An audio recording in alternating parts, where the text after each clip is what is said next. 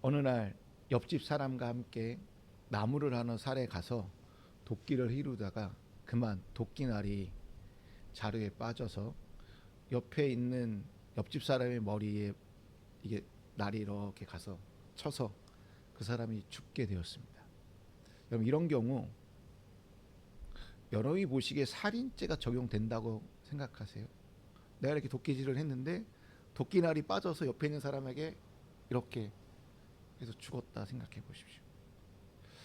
죽은 사람의 그 가족들의 입장에서 보면 분명히 때려 죽이고 싶었을 거예요. 그리고 슬픔과 분노가 쌓일 수밖에 없어요. 그래서 율법에는 동해보복법이라는 게 있습니다. 내가 당한 만큼 똑같이 갚아준다. 그러니까 성경에 눈에는 눈, 이에는 이라는 법을 적용하여 가해자를 죽이면 될까요?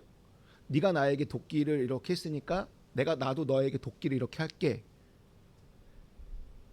함부라비 법전에도 동해보복법이 있습니다. 그 당시 고대 근동에서는 이 동해보복법이, 그러니까 눈에는 눈, 이에는 이라는 이 법이 사회를 정의롭게 만드는 법이라고 생각했다라는 거예요. 그러니까 내가 눈으로 당했으면 내 눈으로 갚아주고, 내가 하나를 받았으면 하나를 돌려주는 것이 그 당시의 정의였다라는 것입니다. 오늘날 법에 따르니까 이 법은 미필적 고의에 해당된다고 합니다. 그리고 형법 267조 가실치살죄로 가실로 인하여 사람을 사망에 이르게 한 자는 2년 이하의 금고 또는 700만 원 이하의 벌금에 처하게 된다라고 되어져 있습니다. 아무튼 가해자는 도끼날이 빠질 것을 의도치 않았기에 여러분 죽게 할 수는 없을 것입니다. 하지만 죽은 가족의 가족들은 그에 대한 분노의 마음으로 그를 죽이려고 달려들지도 모릅니다. 이런 경우 가해자는 빨리 도망칩니다. 어디로 도망치냐면 오늘 본문에 나와 있는 도피성으로 도망치게 이렇게 율법이 만들어 놓았습니다. 그러면 도피성에 있는 장로들이 그를 이렇게 맞이하여 그를 신문합니다. 육하 원칙을 물어보겠죠. 육하 원칙에 따라 이렇게 신문하고 확인한 후에 그를 도피성에서 안전하게 보호해 줍니다.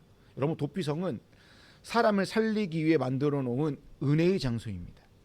도피성은 사람들의 그 갈등과 분노로 필요 이상의 분쟁, 보복, 복수, 살해 같은 것을 막기 위한 역할이 그 당시에 도피성의 역할이었다는 것입니다.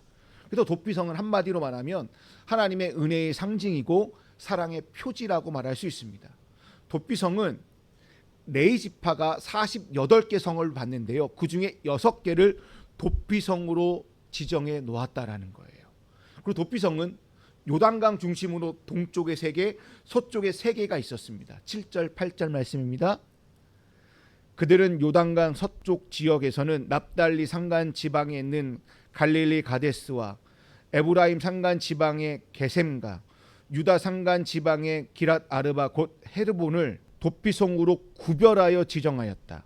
또 여리고 동쪽 요단강 동쪽 지역에서는 루벤 지파의 평지 강야에 있는 베셀과 갓 지파의 길랏 라몬과 므낫세 지파의 바산 골랑을 도피성으로 구별하여 지정하였다. 여기서 중요한 단어는 뭐냐면 구별하였다라는 거예요.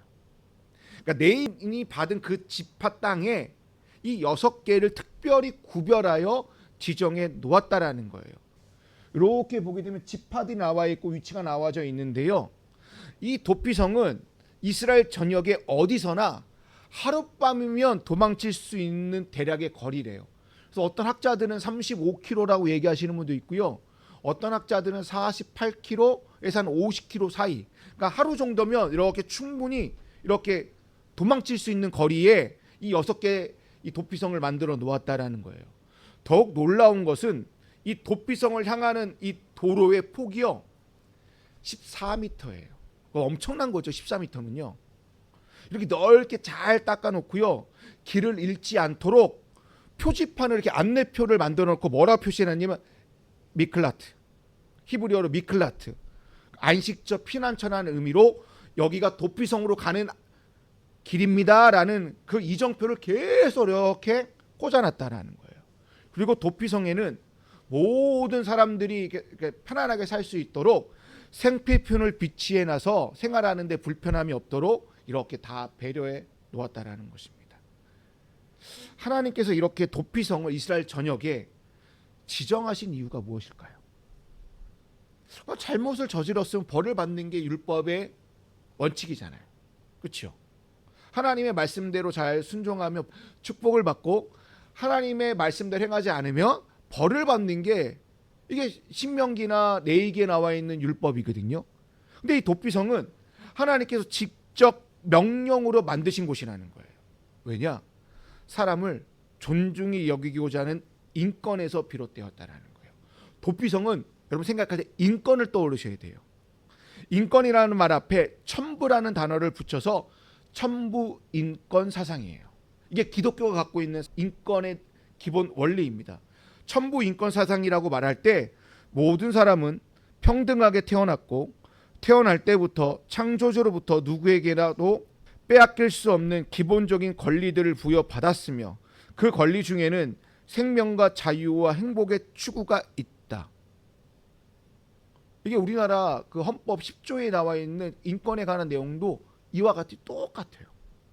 이러한 인권의 기초는 하나님의 형상에서 비롯되었다는 거예요. 천부 인권 사상은 창세기 1장 27절에 하나님이 자기 형상 곧 하나님의 형상대로 사람을 창조하셨다라는 그 말씀에서 그 인권이 기본 베이스로 깔고 있다라는 거예요.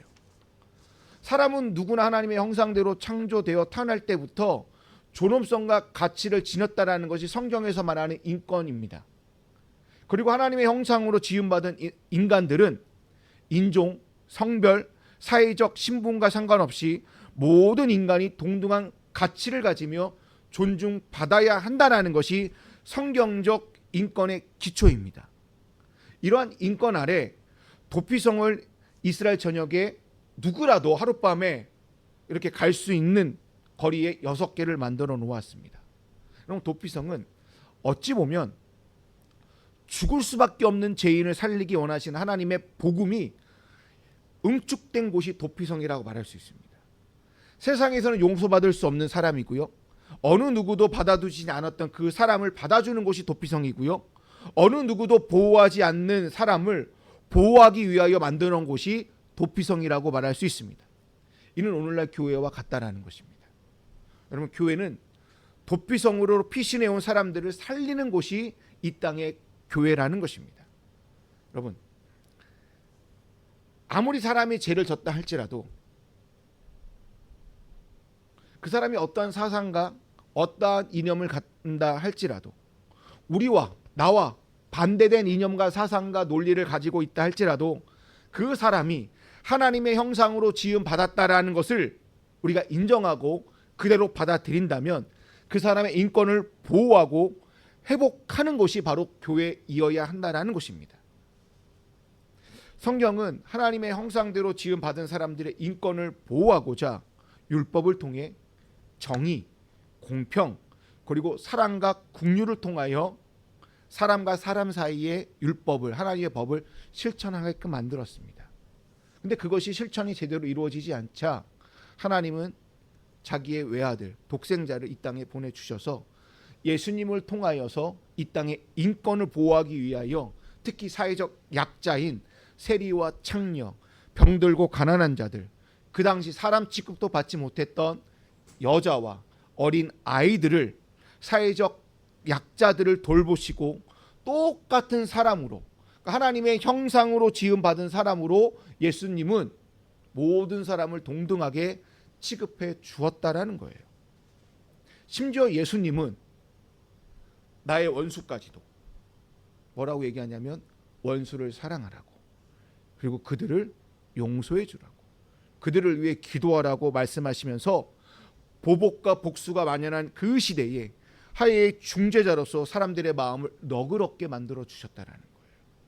이러한 모습은 지금 12월 3일 날부터 극심하게 혐오와 분열로 양극화로 나눠진 우리 안에 교회의 역할이 이런 양극화를 초래하는 것이 아니라 도피성의 역할을 해야 된다고 저는 생각합니다. 교회가 도피성의 역할로 화해의 중재자로서 되어야 하고 서로 다른 진영의 인권을 존중해주고 보호하는 역할을 감당하도록 하나님은 우리에게 말씀해 주셨다는 것입니다. 예수님의 이러한 가르침과 삶은 사도 바울의 가르침에 그대로 묻어나서 다음과 같이 말씀하고 있습니다. 데살로니가 전서 5장 14절과 15절에 있는 말씀입니다. 형제자매 여러분, 여러분에게 권고합니다. 무질서하게 사는 사람을 훈계하고 마음이 약한 사람을 격려하고 힘이 없는 사람을 도와주고 모든 사람에게 오래 참으십시오. 아무도 악으로 악을 갚지 말고 도리어 서로에게 모든 사람에게 항상 좋은 일을 하려고 애쓰십시오. 여러분, 이러한 모습이 사도 바울의 이러한 가르침은 대부분의 모든 자기가 쓴 서신서 13개 서신서에 이러한 말씀이 비슷하게 다 나타나져 있어요. 사도 바울이 말하고자 하는 것이 무엇일까요? 서로를 존중해 주라는 거예요. 서로가 가지고 있는 인권을 보장해 주는 그 민주주의 사회의 모습으로 살아가라고 우리에게 가르쳐주고 있다는 거예요. 그런데 인권을 말하면 우리 사회에서 아유 너는 진보네, 너는 급진적인 사람이야, 아유 너는 좌파야 라고 말하고 있다는 거예요. 교회 내에서도 인권을 얘기하잖아요. 그러면 세상에 바라보는 관점을 그대로 우리에게 에휴 목사님은 좌파네, 너무 급진적이야, 너무 좀 진보야, 한마디 더 나갈까요? 아 우리 목사님은, 우리 교회는 자유주의야 라고 얘기를 해요. 여러분, 인권을 얘기하는 게 이런 건 아니라는 거예요. 여러분, 중요한 것은 복음은 인권을 기본적인 베이스를 두고 있다는 거예요. 한번 보십시오. 예수님의 고난과 죽음 그리고 십자가는 우리를 하나님의 형상으로 회복하고자, 즉 우리를 복음 안에 이렇게 들어오게끔 하여 하나님의 자녀됨을 회복하는 데 있다는 거예요. 그렇기 때문에 복음은 인권을 배제하지 않아요. 복음과 인권이 결단코 대립관계가 아니라는 거예요. 여러분, 그리스도의 복음은 한 사람 한 사람이 온전히 서서 자신의 생명과 자유를 온전히 누릴 수 있도록 하기 위하여 복음의 가치가 있다라고 저는 생각합니다. 그렇기 때문에 그 복음은 사람들이 마땅히 누려야 할 삶의 권리로서 인권을 뭐예요? 포용할 수밖에 없다는 거예요. 그렇지 않다면 복음이 될 수 없고, 설령 그렇게 생각하지 않는 교인들이 있다면 그는 복음의 사람이라고 말할 수 없습니다. 이러한 관점에서 한번 도피성을 한번 바라보십시오. 여러분, 도피성을 만든 목적이 하나님의 형상으로 지음 받은 사람들의 인권을 보호하고자 만들어 온 하나님의 사랑의 그 뭐예요? 집약체가 바로 도피성이라고 말할 수 있다는 것입니다. 이렇게 만든 도피성은 어디에 속해져 있는 것입니까? 네이지파에 속해져 있는 땅이에요. 그럼 누구만 살 수 있어요? 레인들만 거주하는 곳이에요. 여러분, 레인들이 누구이십니까? 그들은 하나님께 특별히 헌신된 지파들이에요. 그들이 하는 역할이 무엇이냐면 예배를 드리는 사람들이에요. 그러니까 제사를 드리는 사람들이고, 그 당시 때는 성막이고 성전이 지어서는 성전을 관리하는 자들로, 오늘날로 말하면 아주 신실한 성도라고 말할 수 있고요. 교회에서 일하는 직분자들, 또는 특별히 교회에 녹을 받으면서 일하는 교역자들이라고 말할 수 있습니다. 도피성에 온 사람들은 내인들과 함께 거주해야 돼요. 거주하는 동안 내인들의 삶을 이렇게 볼 수밖에 없어요. 적지 않게 도전을 받을 거예요. 그들의 삶을 본받아 자연스럽게 내인들처럼 그 속에 있으면서 아 나도 하나님께 헌신된 사람으로, 헌신하는 모습으로 살아야 되겠구나라는 그 정신을 이렇게 스며들게 된다는 거예요. 그리고 도피성에 있는 동안 지난날의 삶을 반성과 회개할 수밖에 없어요.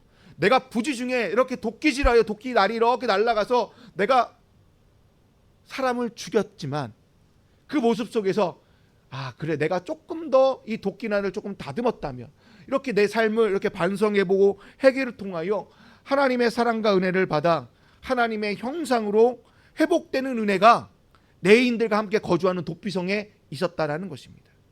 이렇게 회복된 인간으로 살아가게끔 하는 것이 성경적 인권이라고 말할 수 있다는 거예요. 자신이 죄인인 것을 알았기 때문에 도피성으로 왔잖아요. 그곳에서 하나님의 형상으로 지원받았다는 것을 다시금 내가 깨닫고 회복하는 것이 인권이고, 그 인권을 회복하도록 만들어 놓은 것이 여러분 도피성이라는 것입니다. 여러분, 도피성에 인권이든 영적이든 회복되었다라는 말은 영원한 본향, 즉 하나님 나라로 돌아갈 수 있음을 우리에게 가르쳐주고 있는 진리입니다. 여러분, 도피성에 있는 사람은 대제사장이 죽는 날까지 거기 머물러야 됩니다. 그럼 뭐예요? 내가 언제 그 도피성에 나갈지 모르는 거예요. 근데 더 놀라운 건요, 대제사장이 죽잖아요. 그럼 그 사람에게 있는 공소시효가 다 끝나버립니다. 더 이상 누구도 그 사람에게 죄를 물을 수가 없어요. 그리고 대제사장이 죽으면 도피성에서 나와서 자신이 살았던 고향으로, 가족이 있는 품으로 돌아가게 되어져 있습니다. 이것을 한번 영적으로 한번 생각해 보십시오. 죄인인 우리가 영원한 대제사장이신 예수 그리스도의 죽음과 십자가로 우리의 죄가 다 씻겨졌다라는 말이고, 그래서 우리가 영적인 가족으로, 또 우리 아버지 하나님 품으로, 그리고 그 아버지가 있고, 그리고 영적인 가족이 있는 영원한 고향, 본향인 하나님 나라로 들어가게 된다라는 말씀입니다. 만약 우리의 삶에 도피성이 없다면, 하나님께서 도피성을 만들어 놓지 않았다라면 우리의 인생은 그냥 야곱이 바로 왕한테 고백했던 것처럼 험악한 세월에 나그네 삶에 지나지 않았다라는 것입니다. 여러분, 더 흥미로운 사실은 이 도피성은 이스라엘 사람만, 하나님께 선택받았던 성민이라고 말했던 이스라엘 사람만 들어가는 곳이 아니라 그 당시 때 고대 근동에 살았던 모든 사람들, 나그네, 가부, 이방인, 심지어 사람 취급도 받지 못했던 종이라도 누구나 할 것 없이 피할 수 있도록 만들어 놓은 것이 도피성이었습니다. 결국 도피성은 내가 이스라엘 사람이냐 아니냐, 하나님의 백성이냐 아니냐 상관없이 모든 민족, 모든 사람에게 개방되었다라는 거예요. 이것이 영적인 의미로 너무나 중요한 것입니다. 모든 사람에게 개방되었던 이 도피성은 마치 구원의 문이 누구에게나 열려 있었다라는 말씀이에요. 요한복음 10장 9절에 있는 말씀을 보실까요? 나는 문이다. 누구든지 나를 통하여 들어오면 구원을 얻고 드나들면서 꼴을 얻을 것이다. 내가 문이라는 거예요. 구원의 문이라는 거예요. 예수 그리스도는 누구에게나 열린 구원의 문이라는 거예요. 누구든지 그를 믿고 그 안에 거하기만 하면, 그 문을 통과하기만 하면 다 구원을 받을 수 있다라는 거예요. 주님께 나오는 순간 어떻게 됩니까? 내가 그동안 가지고 있던 죄와 심판이 다 해방되어 나의 마음에 평안과 위로를 누리게 되고 영원한 생명을 얻게 된다라는 말씀이에요. 그렇기 때문에 디모데전서 말씀 뭐라고 얘기하냐면, 하나님은 모든 사람이 구원을 받기를 원하고 진리를 아는 데 이르기를 원한다라고 말하고 있다는 거예요. 근데 혹자들은, 세상 사람들은 기독교가 아주 배타적인 종교라고 우리에게 비난하고 손가락질합니다. 분명 기독교가 배타적인 부분이 있어요. 왜냐? 예수 그리스도를 통하여라는 이 부분 때문에 배타적이라는 것이 있어요. 근데 기독교는요, 절대 배타적이지 않아요. 어떠한 종교보다 포용적이고 개방적이에요. 그럼 십자가를 생각해 보십시오. 구원의 길이 십자가의 도이기 때문에 배타적일 수밖에 없어요. 근데 반대로 생각해 보십시오. 누구에게나 십자가의 도는 열려 있다라는 거예요. 내가 십자가의 도를 바라보기만 하면 구원의 문이 열렸다라는 거예요. 내가 구원을 받기 위하여 무슨 행위를 해야 되고, 내가 어떠한 퍼포먼스를 해야 되고, 무슨 이러한 법을 지켜야 되고 아무 필요도 없다라는 거예요. 그냥 내가 십자가를 바라보기만 하면, 그 문에 그냥 내가 한 발짝 들어가기만 하면 누구에게나 구원의 문이 열렸다라는 거예요. 우리가 잘 아는 요한복음 3장 16절 말씀에, 하나님이 세상을 이처럼 사랑하사 독생자를 주셨으니 그를 믿는 자마다 멸망치 않고 영생을 얻게 하려 하심이라. 믿기만 하면 된다는 거예요. 하나님이 이 세상을 너무나도 사랑하기에 자신의 외아들 독생자를 우리에게 내어 주셨다라는 거예요. 이 사실을 그냥 내가 믿기만 하면 누구나 할 것 없이 영생을 얻게 된다는 것입니다. 이런 믿음 앞에 우리의 신앙적 행위가 필요할까요? 우리의 신앙적 노력, 우리의 열심이 필요할까요? 아니요. 그냥 예수 그리스도의 그 문으로만 내가 바라보고 통과만 하면 된다는 거예요. 이처럼 십자가의 도가 우리 안에 들어오면 십자가를 주신 하나님의 마음을 알게 되고요, 하나님의 마음과 하나님 나라의 주인공이 되는 은총을 받게 된다는 것입니다. 하지만 이러한 고백이 없는 자들에게 구원은 배타적일 수밖에 없어요. 하나님께서 우리에게 마련해 주신 이 구원의 문은 결코 제한적이거나 폐쇄적인 것이 아니에요. 그 문은 신분, 혈통, 그 다음에 빈부, 소득, 그 다음에 성별 아무나 관계없어요. 누구나 원하기만 하면 들어갈 수 있는 곳이라는 것입니다. 하나님께서 인류를 위해 마련해 주신 이 구원의 문, 곧 도피성은 어떠한 곳입니까? 도피성은 인간의 생명을 귀하게 여기신 하나님의 사랑과 은혜가 담겨져 있는 곳이에요. 도피성은 죄로 말미암아 죽을 수밖에 없는 인간의 도피처가 되어주신 예수 그리스도의 십자가를 상징하는 곳이 바로 도피성이라는 곳입니다. 그러기에 우리는 주님께로 나오는 순간 죄로 인한 정죄와 심판의 두려움에서 해방되게 되고요, 마음의 참 평안을 누리게 되며 도피성에서 살 수 있도록 모든 생필품을 마련한 것처럼 우리도 그렇게 편안하게 살 수 있는 곳이 바로 하나님의 나라인 줄로 믿습니다. 근데 만약 도피성에 들어갔다 할지라도 그곳이 사는 곳이 지겹고 내가 세상에 마음껏 자유롭게 살고 싶고 그리고 도피성 밖으로 나가고 싶을 경우 더 이상 도피성 밖으로 나가는 그 순간 그 자의 생명은 보호받을 길이 사라지게 된다는 거예요. 실제로 도피성으로 피한 살인자가 도피성 밖으로 나갔거나 또 그의 피해를 당한 자가 그 가족이 그를 보복하기 위해 도피성 밖에서 그를 나왔을 때 죽였을 경우 살인죄가 적용되지 않았습니다.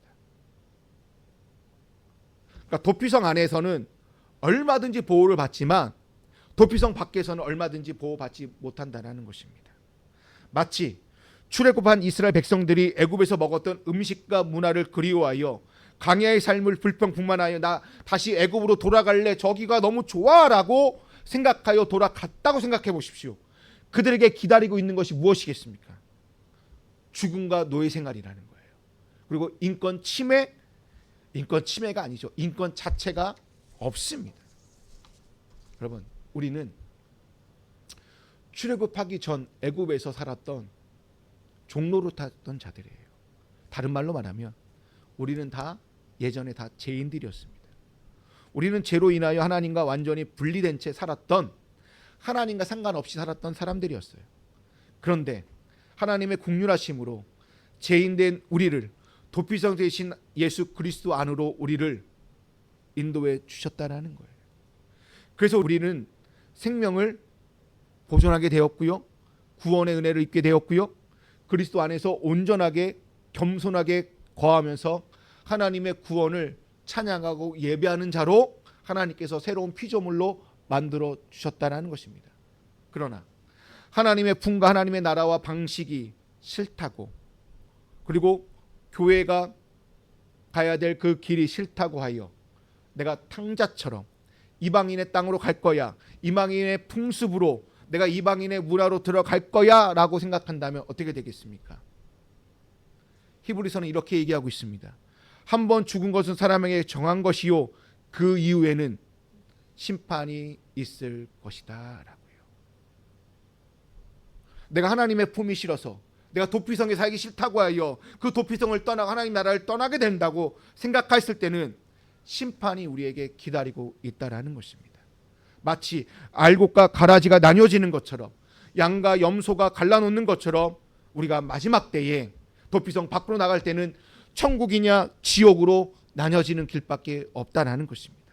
여러분, 이 땅이 아무리 좋은 것을 주고 진리를 말한다고 해도 이 땅이 영원한 도피성이 아님을 깨닫으시고 우리의 영혼을 심판하시고 살리시는 주님 앞에 한 걸음 더 가까이 나오시기를 주님의 이름으로 축원드립니다.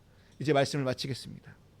여러분, 도피성은, 하나님께서 만들어 놓은 이 도피성은 우리를 다시 한번 구제받을 수 있는 곳으로, 구원의 은총이 있는 곳으로 만들어 놓았다는 것입니다.